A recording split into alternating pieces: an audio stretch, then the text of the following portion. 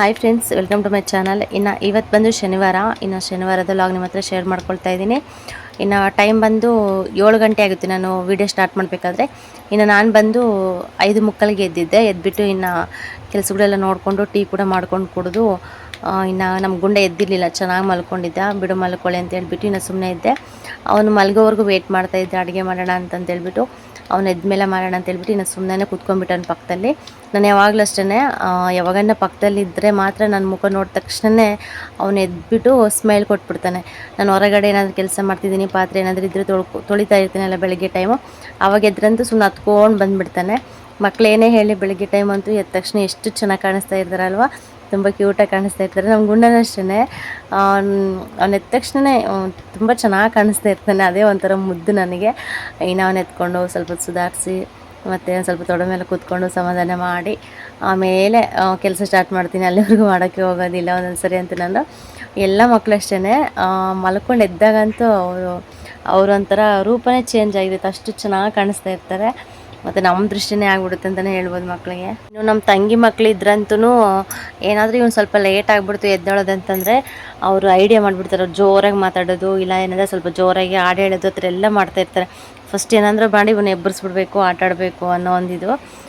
ಹಂಗೆ ನಮ್ಮ ಬಾಲ ಕೂಡ ಹಂಗೆ ಮಾಡ್ತಾಯಿದ್ದ, ಸ್ವಲ್ಪ ಜೋರಾಗಿ ಮಾತಾಡ್ತಿದ್ದೆ. ಎದ್ದ ತಕ್ಷಣವೇ ಇನ್ನು ನಾನು ಸ್ವಲ್ಪ ಸುಮ್ಮನೆ ಬೈದು ಸುಮ್ಮನೆ ಇರಿಸ್ತಾಯಿದ್ದೆ. ಸುಮ್ಮನೆ ಗಲಾಟೆ ಮಾಡಬೇಡ, ಇನ್ನೊಂದು ಸ್ವಲ್ಪ ಹೊತ್ತು ಮಲ್ಕೊಳ್ಳಿ, ಇಲ್ಲ ಆಟ ಮಾಡ್ತಾ ಇರ್ತಾನೆ ಅಂತ ಹೇಳಿಬಿಟ್ಟು ಹಂಗೆ ಸ್ವಲ್ಪ ಹೊತ್ತು ಇದು ಮಾಡಿದ್ದೆ. ಪಾಪ ಚೆನ್ನಾಗಿ ಮಲ್ಕೊಂಡಿದ್ದ.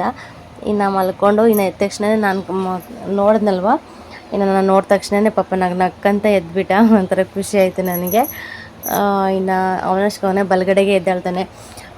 ಮತ್ತು ಒಂದು ಸತಿ ಹೇಳ್ಕೊಟ್ರೆ ಮಕ್ಕಳಿಗೆ ಅದೇ ಅಭ್ಯಾಸ ಆಗಿರುತ್ತಲ್ಲ. ಇನ್ನು ನಾನು ಯಾವಾಗಾದರೂ ಹೇಳ್ತಾ ಇರ್ತೀನಿ, ಬಲಗಡೆಗೆ ಎದ್ದೇಳು ಅಂತೇಳ್ಬಿಟ್ಟು ಕರೆಕ್ಟಾಗಿ ನೆನ್ಪಿಟ್ಕೊಂಡು ಎದ್ಬಿಡ್ತಾನೆ. ಅದೇ ಒಂಥರ ಖುಷಿ ನನಗೆ. ಇನ್ನು ಅವನಿಗೆ ಚಿಕ್ಕಮ್ಮ ಬಂದು ಮಸಪ್ಪು ಸಾಂಬಾರು ಅನ್ನ ಮಾಡೋಗಿದ್ರು ಬಿಸಿದು. ಕೆಲ್ಸಕ್ಕೆ ಹೋಗಿದ್ರು ಅವರು, ಇವತ್ತು ಕೂಲಿ ಹೋಗಿದ್ರು. ಅದಕ್ಕೆ ಅವನ ಎದ್ದ ತಕ್ಷಣವೇ ಒಂದು ಸ್ವಲ್ಪ ಅನ್ನ ಸಾಂಬಾರು ಊಟ ಮಾಡಿಸಿದ್ದೆ ಅವನಿಗೆ. ತಿನ್ನಿಸ್ಬಿಟ್ಟು ಇವಾಗ ಮನೇಲಿ ಅಡುಗೆ ಮಾಡ್ತಾಯಿದ್ದೀನಿ. ಹೀರೆಕಾಯಿ ಇದ್ದವು. ನಮ್ಮ ಚಿಕ್ಕಮ್ಮ ಮೊನ್ನೆ ಒಂದು 3 ದಿನ ಆಯ್ತು ಅನಿಸುತ್ತೆ ಕೆಲ್ಸಕ್ಕೆ ಹೋಗಿದ್ರು, ಅಲ್ಲಿ ಕಿತ್ಕೊಬಂದಿದ್ರು. ಸ್ವಲ್ಪ ಎಳೆವನ್ನೇ ಹೀರೆಕಾಯಿ ಚೆನ್ನಾಗಿರುತ್ತೆ. ಹೀರೆಕಾಯಿ ಫ್ರೈ ಮಾಡಿದ್ರೆ ನನಗಂತೂ ತುಂಬ ಇಷ್ಟ. ಮುದ್ದೆಗೂ ಚಪಾತಿಗೂ ಅನ್ನೋಕ್ಕೆಲ್ಲದಕ್ಕೂ ಕೂಡ ಸೆಟ್ ಆಗುತ್ತೆ. ನಾವು ಸ್ವಲ್ಪ ಗಟ್ಟಿಯಾಗಿ ಪಲ್ಯ ಥರ ಮಾಡಿದ್ರೆ ನಿಜವಾಗ್ಲೂ ನನಗಂತೂ ಭಾಳ ಇಷ್ಟಪಟ್ಟು ತಿಂತೀನಿ. ನಾನಂತೂ ಬರೀ ಪಲ್ಯನೇ ತಿಂದುಬಿಡ್ತೀನಿ ಹೇಳ್ಬೇಕಂದ್ರೆ, ಅಷ್ಟು ಚೆನ್ನಾಗಿರುತ್ತೆ. ಇನ್ನು ಅವನ್ನೇ ಕಟ್ ಮಾಡಿಕೊಂಡು ಇನ್ನು ಈರುಳ್ಳಿ, ಟೊಮೊಟೊ ಮತ್ತು ಕೊತ್ತಂಬರಿ ಸೊಪ್ಪೆಲ್ಲ ಏನೇನು ಬೇಕು ಐಟಮ್ ಎಲ್ಲ ರೆಡಿ ಮಾಡ್ಕೊಂಡು ಇವಾಗ ಒಗ್ಗರಣೆ ಹಾಕ್ತಾಯಿದ್ದೀನಿ. ಸಿಂಪಲಾಗಿ ನಾವು ನಾರ್ಮಲಾಗಿ ಯಾವ ಥರ ಪಲ್ಯ ಮಾಡ್ತಿರ್ತೀವೋ ಆ ಥರ ಮಾಡ್ತೀವಿ. ಇದಕ್ಕೆ ಅಂದರೆ ಶೇಂಗಾ ಬೀಜ ಪುಡಿ ಮಾಡಿಬಿಟ್ಟು ಹಾಕ್ತೀವಿ. ತುಂಬ ಚೆನ್ನಾಗಿರುತ್ತೆ ಟೇಸ್ಟ್ ಮಾತ್ರ. ಸ್ವಲ್ಪ ಎಣ್ಣೆ ಹಾಕ್ಬಿಟ್ಟು ಸಾಸಿವೆ ಮತ್ತು ಸ್ವಲ್ಪ ಕಡಲೆಬೇಳೆ, ಉದ್ದಿನಬೇಳೆ ಹಾಕಿದ್ದೀನಿ ನಾನು. ಕಡಲೆಬೇಳೆ, ಉದ್ದಿನಬೇಳೆ ಹಾಕಿದ್ರೆ ಚೆನ್ನಾಗಿರುತ್ತೆ ಪಲ್ಯ. ಏನಂದರೆ ಬೇರೆ ಏನು ತರಕಾರಿ ಮತ್ತು ಕಾಳು ಐಟಮ್ ಏನು ಹಾಕಿರಲ್ಲಲ್ವ, ಅದಕ್ಕೋಸ್ಕರ ಈ ಥರ ಒಗ್ಗರಣೆಗೆ ಕಾಳುಗಳು ಹಾಕಿದ್ರೆ ತಿನ್ನಬೇಕಾದ್ರೆ ಚೆನ್ನಾಗಿ ಅನಿಸುತ್ತೆ.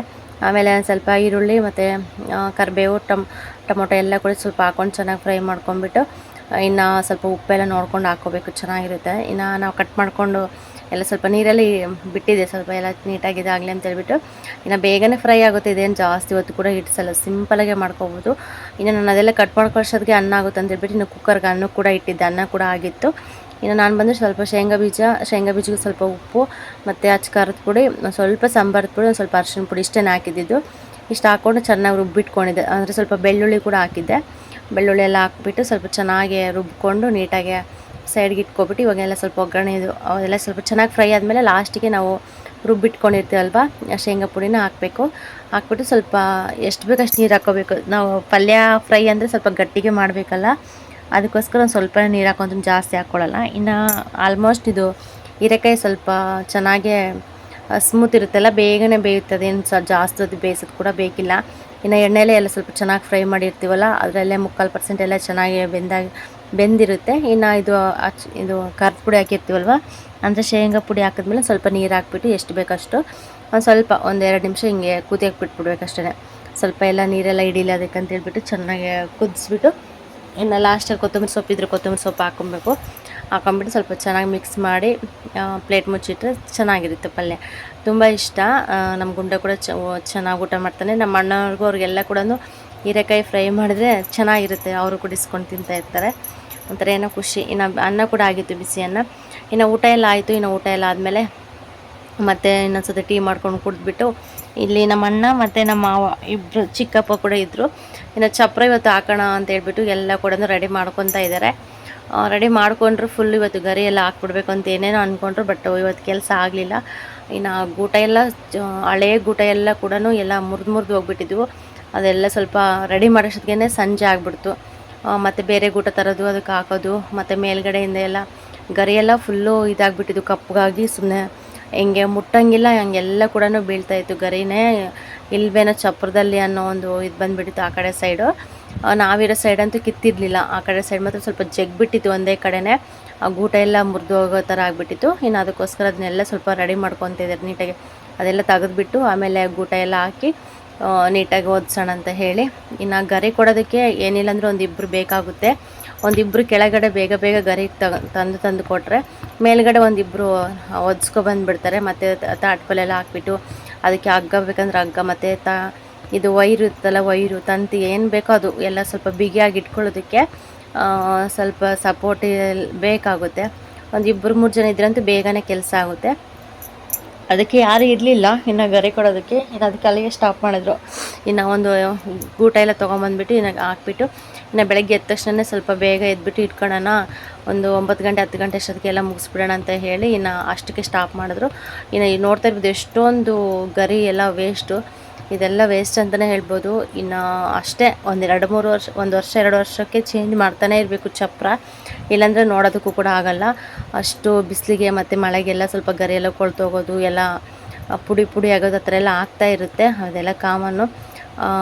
ಅದಕ್ಕೋಸ್ಕರ 2 ವರ್ಷಕ್ಕೊಂದ್ಸರಿ 3 ವರ್ಷಕ್ಕೊಂದ್ಸರಿ ನಾವು ಚಪ್ರ ಹಾಕ್ತಾ ಇರಬೇಕು. ಚಪ್ರ ಹಾಕ್ತೀವಿ ಅಂತಂದರೆ ಇನ್ನು ಫೈನಲ್ ಅದೆಲ್ಲ ಸ್ವಲ್ಪ ಕ್ಲೀನ್ ಮಾಡಿಕೊಂಡು ಆಮೇಲೆ ಇವಾಗ ಗರಿ ಎಲ್ಲ ತುಂಡು ಗರಿ ಎಲ್ಲ ಇದ್ವಲ್ವ ಅವೆಲ್ಲ ಕೂಡ ನಮ್ಮ ಅಣ್ಣ ತೊಗೊಂಡೋಗಿ ಎಲ್ಲನೂ ಹಾಕ್ಬಿಡ್ತೀನಿ ಅಂತ ಹೇಳ್ಬಿಟ್ಟು ಇನ್ನು ಎಲ್ಲ ರೆಡಿ ಕಟ್ತಾ ಇದ್ದಾರೆ. ಇನ್ನು ಚಿಕ್ಕಮ್ಮ ಕೂಡ ಕೆಲಸ ಮುಗಿಸ್ಕೊಂಡು ಬಂದಿದ್ದರು. ಅವ್ರು ಬರೋಷ್ಟೊತ್ತಿಗೆ ಒಂದು 4:15 ಆಗಿತ್ತು ಅನಿಸುತ್ತೆ. ಪಾಪ ಲೇಟಾಗಿ ಬಂದರು ಇವತ್ತು. ಕೆಲಸ ಮುಗಿಸ್ಕೊಂಡೇ ಬಂದರು. ಇಲ್ಲಿ ಹಳ್ಳಿ ಕಡೆ ಒಪ್ಪಂದ ತೊಗೊತಾರೆ. ಒಪ್ಪಂದ ಏನಾದರೂ ಕೆಲಸ ತೊಗೊಂಡ್ರೆ ಬೇಗನೆ ಮುಗಿಸ್ಕೊಂಡು ಬಂದುಬಿಡ್ತಾರೆ. ಯಾವಾಗಿದ್ರೂ ಮಾಡ್ಕೊಂಡು ಹೋಗ್ಬೇಕಲ್ಲ ನಮ್ಮದೇ ಅಂತೇಳ್ಬಿಟ್ಟು. ಇನ್ನು ಕೂಲಿ ಆದರೆ ಬಿಡು, ಕೂಲಿ ಅಲ್ವಾ, ಕೂಲಿ ಕೆಲಸ ಮತ್ತು ನಾಳೆಗೂ ಇರುತ್ತೆ ಕೆಲಸ ಅನ್ನೋ ಒಂದು ಫೀಲಿಂಗ್ ಬರುತ್ತೆ. ಒಪ್ಪಂದ ಆದರೆ ಹಾಗಿಲ್ಲ, ಅವ್ರು ಯಾವಾಗಾದರೂ ಮುಗಿಸ್ಕೊಂಡು ಹೋಗ್ಬೋದು. ಆ ಥರ ಇರುತ್ತೆ ಕೆಲಸ ಹಳ್ಳಿ ಕಡೆ. ಇನ್ನು ಅದೆಲ್ಲ ಮುಗಿಸ್ಕೊಂಡು ಬಂದಿದ್ರು. ಇನ್ನು ಬಂದ ತಕ್ಷಣ ಬಟ್ಟೆ ಅಂತೂ ತುಂಬ ಬಟ್ಟೆ ಇದ್ದು. ನಾನು ಬೆಳಗ್ಗೆ ನೆನೆಸ್ಬಿಟ್ಟು ಹೋಗೋಣ ಚಿಕ್ಕಂಬರಷ್ಟೊತ್ತು ಅಂತ ಅಂದ್ಕೊಂಡಿದ್ದೆ. ಇನ್ನು ಇಲ್ಲಿ ಚಪ್ರ ಬೇರೆ ಹಾಕ್ಬೇಕು ಅಂತೇಳ್ಬಿಟ್ಟು ಎಲ್ಲ ಕೆಲಸ ಇಟ್ಕೊಂಡಿದ್ರಲ್ವ, ಫುಲ್ಲು ಅಂಗಳು ತುಂಬ ಗರಿ ಎಲ್ಲ ಬಿದ್ದು, ಧೂಳೆಲ್ಲ ಬಿದ್ದು ತುಂಬ ಇದಾಗ್ಬಿಡ್ತು. ಇನ್ನು ಪಾತ್ರೆ ಕೂಡ ತೊಳೆದಿರಲಿಲ್ಲ ನಾನು. ಚಿಕ್ಕಮ್ಮ ಬಂದಮೇಲೆ ನಾನು ಪಾತ್ರೆ ಎಲ್ಲ ತೊಳೆದಿದ್ದು. ಅದೆಲ್ಲ ಸ್ವಲ್ಪ ಅಂಗಳ ಎಲ್ಲ ಕ್ಲೀನ್ ಮಾಡಿದ್ಮೇಲೆ ನಾವು ಕೆಲಸ ಸ್ಟಾರ್ಟ್ ಮಾಡಿದ್ದು ಸಂಜೆಗೆ. ಇನ್ನು ಚಿಕ್ಕಮ್ಮ ಬಂದುಬಿಟ್ಟು ಇನ್ನು ಬಟ್ಟೆ ಎಲ್ಲ ನೆನೆಸ್ಬಿಟ್ಟು ಇವಾಗ ಒಗಿತಾ ಇದ್ದಾರೆ. ಇಲ್ಲಿ ನಾಳೆಯಿಂದ, ನಾಳೆ ಭಾನುವಾರ ಎಲ್ಲ ಒಳ್ಳೆ ದಿನ. ಇನ್ನು ಪಾಯ ಹಾಕಿರೋರೆಲ್ಲ ನಾಳೆಯಿಂದ ಮನೆ ಕಟ್ಟೋದಕ್ಕೆಲ್ಲ ಸ್ಟಾರ್ಟ್ ಮಾಡ್ತಿರ್ತಾರೆ. ಥರ ಹಾಕಿದ್ದಾರೆ ಇವಾಗ. ಮತ್ತು ನಾಳೆ ಎಲ್ಲ ಕುಣಿ ಎಲ್ಲ ಮುಚ್ಚಿಬಿಟ್ಟು ಸ್ವಲ್ಪ ಬೇಸ್ಮೆಂಟ್ ಎಲ್ಲ ಹಾಕೋಕೆ ರೆಡಿ ಮಾಡ್ಕೊತಾ ಇದ್ದಾರೆ. ಅದಕ್ಕೆ ನೀರಿಂದು ಸ್ವಲ್ಪ ಪ್ರಾಬ್ಲಮ್ ಇರುತ್ತಲ್ಲ ಹಳ್ಳಿ ಕಡೆ, ಅದಕ್ಕೋಸ್ಕರ ಇನ್ನು ಟ್ಯಾಂಕರ್ ತಂದು ನಿಲ್ಲಿಸ್ಬಿಟ್ಟಿದ್ದಾರೆ. ಆರಾಮಾಗಿ ಎಷ್ಟು ಬೇಕಾದರೂ ಅಷ್ಟು ನೀರು ಎಷ್ಟು ಬೇಕಷ್ಟು ತೊಗೋಬೋದು, ಕೆಲಸಕ್ಕೆ ಯೂಸ್ ಮಾಡ್ಕೋಬೋದು ಅಂತೇಳ್ಬಿಟ್ಟು ಟ್ಯಾಂಕರ್ ತಂದು ನಿಲ್ಲಿಸಿದ್ದಾರೆ ಎದುರು ಮನೆ ಅಕ್ಕರು. ಇನ್ನು ಅದಕ್ಕೋಸ್ಕರ ಇನ್ನು ಚಿಕ್ಕಮ್ಮ ಕೂಡ ಬಟ್ಟೆ ಒಗಿತಾ ಇದ್ದಾರೆ. ಇನ್ನು ಬಟ್ಟೆ ಎಲ್ಲ ಒಗ್ದಿದ್ದಾಯಿತು. ನಾನು ಕೂಡ ಪಾತ್ರೆ ಎಲ್ಲ ತೊಳೆದ್ಬಿಟ್ಟು ಸ್ವಲ್ಪ ಮನೆಯೆಲ್ಲ ಕ್ಲೀನ್ ಮಾಡಿಕೊಂಡು, ಶನಿವಾರ ಅಲ್ವಾ ಸಾಯಂಕಾಲ ದೀಪ ಹಚ್ಬೇಕಂತೇಳ್ಬಿಟ್ಟು ನೆಲ ಎಲ್ಲ ಒರೆಸ್ಕೊಂಡು ಎಲ್ಲ ಕ್ಲೀನ್ ಮಾಡಿಕೊಂಡೆ. ಕ್ಲೀನ್ ಮಾಡಿದ್ಮೇಲೆ ಇನ್ನು ಸಂಜೆಗೆ ಬಂದು ಬೇಳೆ ಚಟ್ನಿ ಮಾಡೋಣ ಅಂತ ನೆನೆಸ್ಕೊಂಡೆ ಚಿಕ್ಕಮ್ಮ. ತುಂಬ ಚೆನ್ನಾಗಿರುತ್ತೆ ಬೇಳೆ ಚಟ್ನಿ. ಹುಳ್ಳಿಕಾಳು ಹಾಕಿ ಕೂಡ ಹುರಿದ್ಬಿಟ್ಟು ಚಟ್ನಿ ಮಾಡ್ತಾರೆ, ಬೇಳೆಕಾಳು ಕೂಡ ಹುರಿದ್ಬಿಟ್ಟು ಚಟ್ನಿ ಮಾಡ್ತಾರೆ. ಇವತ್ತು ಬೇಳೆಕಾಳು ಹುರಿದ್ಬಿಟ್ಟು ಚಟ್ನಿ ಮಾಡೋಣ ಅಂತ ಹೇಳ್ಬಿಟ್ಟು ಹುರಿದು ಕೊಡಮ್ಮ, ನಾನು ರುಬ್ತೀನಿ ಅಂತ ಹೇಳ್ಬಿಟ್ಟು ಹೇಳಿದ್ರು. ಇನ್ನು ನಾನು ಬಂದು ಇವಾಗ ಸ್ವಲ್ಪ ಬೇಳೆಕಾಳು ಮತ್ತು ಸ್ವಲ್ಪ ಹಸಿ ಕರಿಬೇವು ಇತ್ತು. ಹಸಿ ಕರಿಬೇವು ತುಂಬ ಚೆನ್ನಾಗಿರುತ್ತೆ ಟೇಸ್ಟ್ ಮಾತ್ರ. ಅದನ್ನು ಹಾಕ್ಬಿಟ್ಟು ಇವಾಗ ಹುರಿತಾ ಇದ್ದೀನಿ. ಇದಕ್ಕೆ ಬಂದು ಒಣಮೆಣ್ಸಿನ್ಕಾಯಿ ಹಾಕಬೇಕು. ಹಸಿರು ಮೆಣ್ಸಿನ್ಕಾಯಿ ಹಾಕ್ಕೊಂಡವ್ರು ಹಾಕ್ಕೊತಾ ಇರ್ತಾರೆ. ಒಣಮೆಣ್ಸಿನ್ಕಾಯಿ ಹಾಕ್ಕೊಂಡ್ರೆ ತುಂಬ ಚೆನ್ನಾಗಿರುತ್ತೆ ಟೇಸ್ಟ್ ಅಂತ ಹೇಳ್ಬಿಟ್ಟು ನಾನು ಒಣಮೆಣ್ಸಿನ್ಕಾಯಿನೇ ಹುರಿಯೋಣ ಅಂತೇಳ್ಬಿಟ್ಟು ಹಂಗೆ ಪಕ್ಕಕ್ಕೆ ಎತ್ತಿಟ್ಟಿದ್ದೆ. ಇದು ಸ್ವಲ್ಪ ಚೆನ್ನಾಗಿ ಫ್ರೈ ಮಾಡ್ಕೊತಾ ಇದ್ದೀನಿ. ಒಂದು ಸ್ವಲ್ಪ ಬೇಳೆ ಕಪ್ಪಾಗ್ಬಿಡ್ತು, ಅಷ್ಟೊಂದು ಕಪ್ಪು ಆಗಬಾರ್ದು, ಹಂಗಂದರೆ ಚಟ್ನಿ ಒಂಥರ ಸ್ಮೆಲ್ ಬಂದುಬಿಡುತ್ತೆ. ತುಂಬ ಜಾಸ್ತಿ ಹುರಿದು ಬಿಟ್ಟರೆ ಒಂದು ಸ್ವಲ್ಪ ಲೈಟಾಗಿ ಹುರ್ಕೋಬೇಕು. ನಾನು ಲಾಸ್ಟಲ್ಲಿ ಕರಿಬೇವು ಹಾಕ್ಬಿಟ್ಟೆ ಅಲ್ವಾ, ಕರಿಬೇವು ಸ್ವಲ್ಪ ಚೆನ್ನಾಗಿ ಫ್ರೈ ಆಗಲಿ ಅಂತೇಳ್ಬಿಟ್ಟು ಇದು ಮಾಡ್ತಾಯಿದ್ದೀನಿ. ಅದು ಕರಿಬೇವು ಬೇಗ ಇದಾಗಲಿಲ್ಲ, ಮತ್ತು ಬೇಳೆಕಾಳು ಮಾತ್ರ ಬೇಗ ಸಿದೋಗ್ಬಿಟ್ಟು ಒಂದು ಸ್ವಲ್ಪ ಲೈಟಾಗಿ. ಒಣಮೆಣ್ಸಿನ್ಕಾಯಿ ಕೂಡ ಸ್ವಲ್ಪ ಹಾಕ್ಕೊಂಬಿಟ್ಟು ಹುರ್ಕೊತಾ ಇದ್ದೀನಿ. ಇದಕ್ಕೆ ಬೆಳ್ಳುಳ್ಳಿ, ಕೊತ್ತಂಬರಿ ಸೊಪ್ಪು, ಉಪ್ಪು ಮತ್ತು ಒಂದು ಸ್ವಲ್ಪ ಹುಣಸೆಹಣ್ಣು ಹಾಕ್ಕೊಂಬಿಟ್ಟು ರುಬ್ಕೊಬೇಕು. ತುಂಬ ಚೆನ್ನಾಗಿರುತ್ತೆ ಟೇಸ್ಟ್, ಸ್ವಲ್ಪ ಗಟ್ಟಿಯಾಗಿ ರುಬ್ಕೊಂಡ್ರೆ. ಇದಕ್ಕೆ ಇನ್ನು ಅಂದರೆ ಈರುಳ್ಳಿ ಇರುತ್ತಲ್ವ, ಈರುಳ್ಳಿನ ಸುಟ್ಟುಬಿಟ್ಟು ಇದ್ರಕ್ಕೆ ಹಾಕ್ತಾರೆ ಚಟ್ನಿಗೆ ಲಾಸ್ಟಲ್ಲಿ ರುಬ್ಬಿರ್ತೀವಲ್ವ, ಆಮೇಲೆ ರುಬ್ಬಿ ಇದಾದಮೇಲೆ ಇದ್ರೊಳಗೆ ಹಾಕ್ಬಿಟ್ಟು ಮಿಕ್ಸ್ ಮಾಡ್ತಾರೆ. ತುಂಬ ಚೆನ್ನಾಗಿರುತ್ತೆ ಟೇಸ್ಟು. ಇನ್ನು ಚಿಕ್ಕಮ್ಮ ಬಂದು ಪಾಪ ಗುಂಡಲ್ಲಿ ಹಾಕೊಂಡು ರುಬ್ತಾ ಇದ್ದಾರೆ. ಇದು ಬೇಗ ನುಣ್ಣಗೆ ಆಗೋದಿಲ್ಲ, ತುಂಬ ಟೈಮ್ ಹಿಡಿಯುತ್ತೆ ಇದು. ಇನ್ನು ನಮ್ಮ ಚಿಕ್ಕಮ್ಮ ಪಾಪ ಅದೆಲ್ಲ ಗುಂಡಿಗೆ ಹಾಕಿ ರುಬ್ಬಿ ಎಲ್ಲ ಮಾಡೋಷ್ಟೊತ್ತಿಗೆ ಕರೆಂಟೇ ಹೋಗ್ಬಿಡ್ತು. ಕರೆಂಟೇ ಇರಲಿಲ್ಲ, ಎಷ್ಟೊತ್ತಾದರೂ ಕೂಡ ಕರೆಂಟ್ ಬರಲಿಲ್ಲ. ಮತ್ತು ನಾನು ವೀಡಿಯೋ ಕಂಟಿನ್ಯೂವೇ ಮಾಡೋಕ್ಕಾಗಲಿಲ್ಲ ನನಗೆ. ಕರೆಂಟ್ ಕೂಡ ಲೇಟಾಗಿ ಬಂತು. ಇನ್ನು ನಮ್ಮ ಅಣ್ಣ ನನ್ನ ತಮ್ಮವರೆಲ್ಲ ಕೂಡ ಊಟಕ್ಕೆಲ್ಲ ಇಟ್ಕೊಟ್ಟು ಸ್ವಲ್ಪ ಲೇಟ್ ಆಯಿತು. ಇನ್ನು ವೀಡಿಯೋ ಮಾಡೋಕ್ಕೆ ಆಗೋದಿಲ್ಲ ಅಂತೇಳ್ಬಿಟ್ಟು ಇನ್ನು ವೀಡಿಯೋ ಇಲ್ಲಿಗೆ ಎಂಡ್ ಮಾಡ್ತೀನಿ ಫ್ರೆಂಡ್ಸ್. ಸಿಗೋಣ ನೆಕ್ಸ್ಟ್ ವೀಡಿಯೋದಲ್ಲಿ. ಅಲ್ಲಿವರೆಗೂ ಈ ವಿಡಿಯೋ ನೋಡಿ ಸಪೋರ್ಟ್ ಮಾಡಿ ಫ್ರೆಂಡ್ಸ್.